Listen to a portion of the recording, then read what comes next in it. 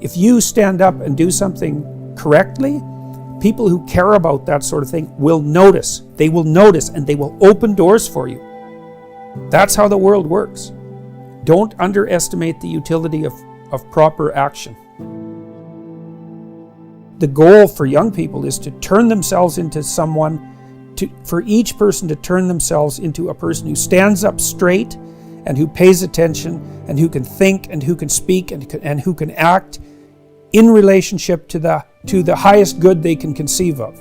And that, I believe that's a way of being that's noble enough so that if it's enacted, it also takes the sting out of the tragedy of life. There's something noble about bearing up under a heavy load. And human beings have a heavy load, there's no doubt about it. Now the question is, can you build yourself up into something that's strong enough to lift that without complaint and without corruption? Well, that's a noble goal. That's what young people should be doing. They should have a conception of who they could be. And that conception should be something like, if I could be like that, everything would be worthwhile. That's what you want to aim at, because you want to make everything worthwhile. And so do it.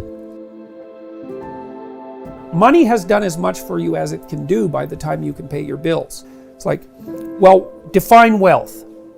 All right, that's easy. Heat in the winter, air conditioning in the summer, running water, right? Reliable shelter, and the provision of high quality food.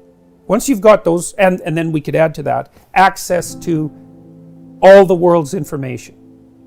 Okay, everyone has that virtually, unless you've fallen right out of society. Maybe we could add reasonable access to healthcare to that, although for most people, especially if they're young and healthy, that's irrelevant.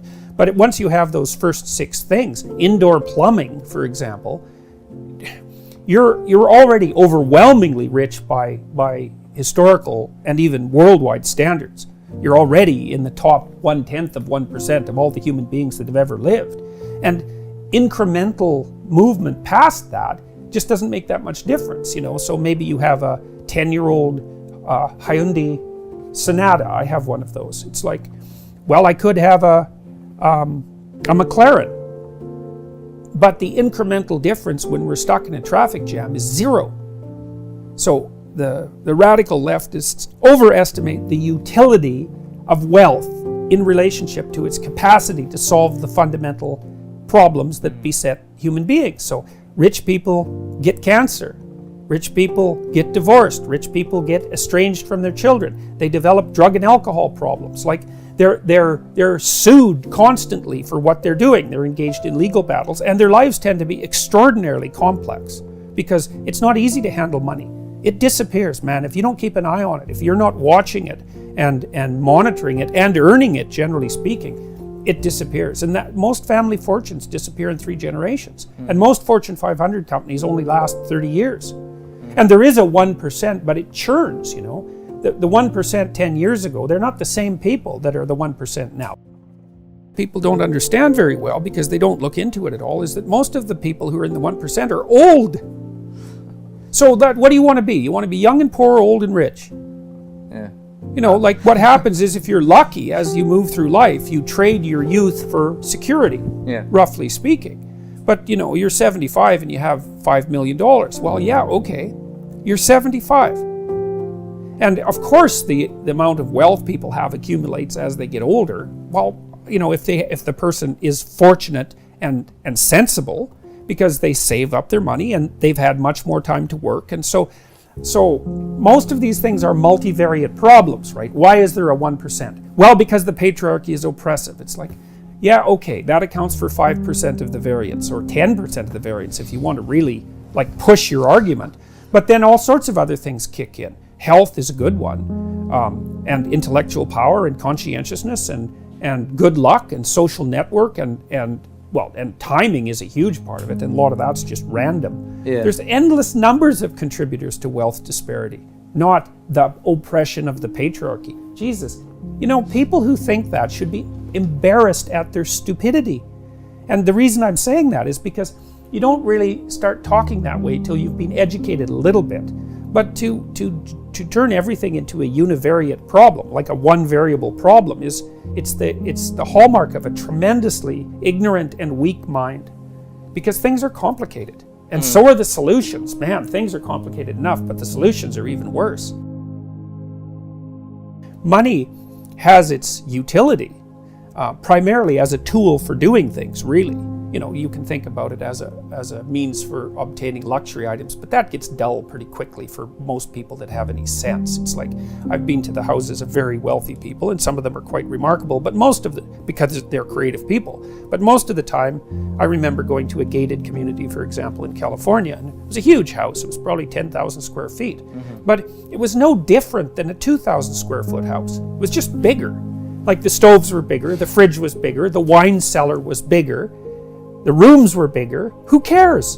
It's more to take care of. It's not helpful for anything unless you're using it for a creative purpose. And you know, they also lived in a gated community, and you can hardly imagine anything duller than that.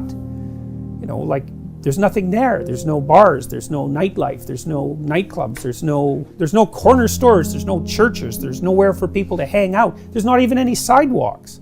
So who cares?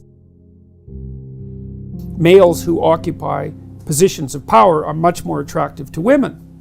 So there's a famous Canadian psychologist, team of Canadian psychologists, Margot Wilson and Martin Daly, who worked out at Hamilton, at McMaster.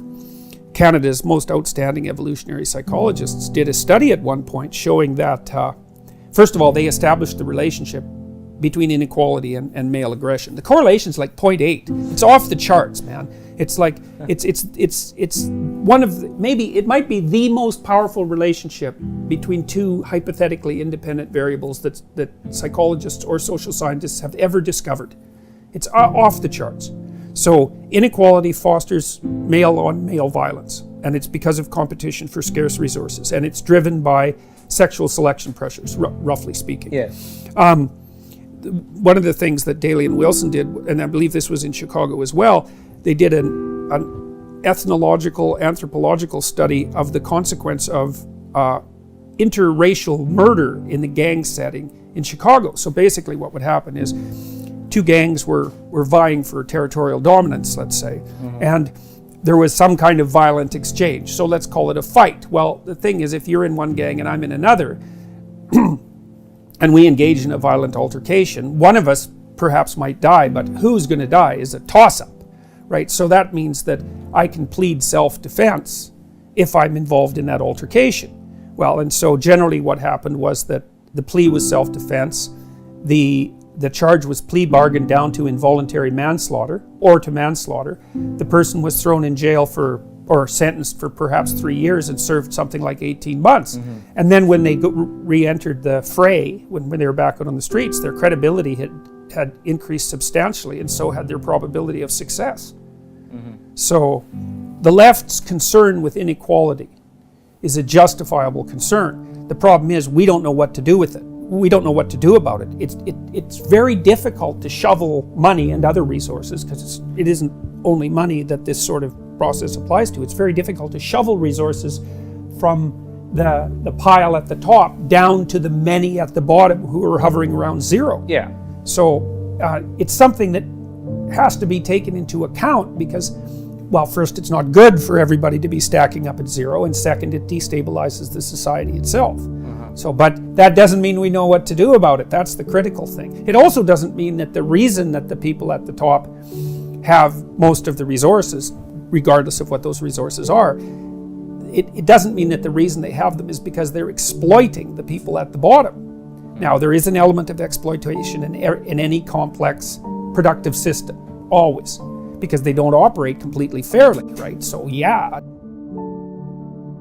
suffering is built into the fabric of human existence. And so you are vulnerable and you will die. And you can, that's harsh, that's tragic, I would say.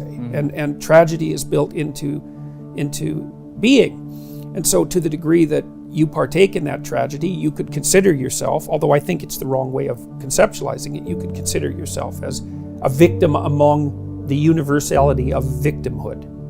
I think that's not a helpful way of looking at it, because it leads to despair.